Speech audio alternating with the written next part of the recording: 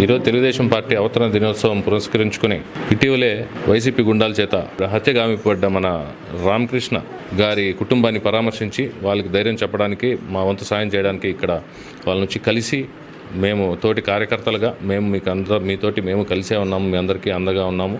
మన రాష్ట్ర యువ నాయకులు, మన పార్టీ రాష్ట్ర యువ నాయకులు నారా లోకేష్ గారు ఇలాంటి కార్యకర్తలకు అండగా నిలుస్తూ ఇంకా మున్ముందు ఇలాంటి సంఘటనలు జరగకుండా మన నారా లోకేష్ గారు తగు చర్యలు తీసుకుంటూ దీనికి వెనకాల ఉన్న పెద్దిరెడ్డి వర్గం కానీ, ఎవరైతే పోలీస్ ఆఫీసర్ల ఎవరైతే వాళ్ళ పాత్ర ఉందో వాళ్ళందరినీ కూడా శిక్షిస్తూ చర్యలు తీసుకుంటూ ముందుకు తీసుకెళ్తానని.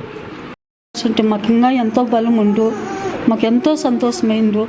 నా భర్త ఆ పార్టీలో ఉందని గురించి మాకు ఎంతో ఇదేండు. లోకేష్ అన్న వచ్చి మా ఇంటికి వచ్చి మమ్మల్ని పలకరించింటే, చిన్న లోకేష్ అన్న వచ్చి ఈరోజు మమ్మల్ని పలకరించినాడు, ధైర్యం చెప్పినాడు. కొనదేల లోకేష్ అన్న వచ్చినాడు, మాకు ఓదార్పు ఇచ్చినాడు. వచ్చిన ప్రతి ఒక్కరికి ధన్యవాదాలన్నా.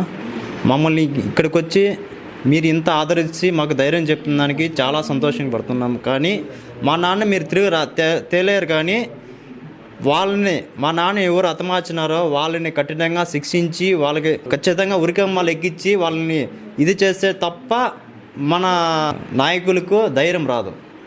మేము ఒకటే కోరుతున్నాం, వాళ్ళని కఠినంగా శిక్షిస్తేనే మా నాన్నకి ఆత్మశాంతి.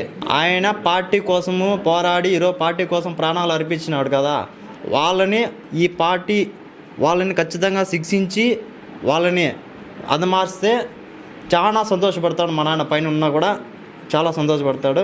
కానీ మాది ఒకటే కోరిక అన్న, సీఎం చంద్రబాబు నాయుడు గారు సార్ గారిని అన్న యువ నాయకులు లోకేష్ అన్న కానీ ఇక్కడికి వచ్చి మాకు కొంచెం మా అమ్మకి మా ఫ్యామిలీకి ఇక్కడున్న కార్యకర్తలకి వీళ్ళకందరికీ భరోసా కల్పిస్తే చాలా ధైర్యం వస్తుందన్న కార్యకర్తల్లో. మాకు అదే కోరిక. ఇక్కడికి వచ్చిన కొన్నిదెల లోకేష్ అన్న ఇక్కడ మాకు భరోసా కల్పించినందుకు చాలా ధన్యవాదాలు అన్న. మీకు మీ సపోర్టు ప్రతి ఒక్క కార్యకర్తకి ఇస్తారన్నా, మీరు చాలా సంతోషం అన్న. ఇది ముందుకి ఇంకా ఇట్లే తీసుకువెళ్ళి కొన్నిదెల లోకేష్ అన్న మీరు మంచి నాయకులు కావాలని కోరుకుంటాను.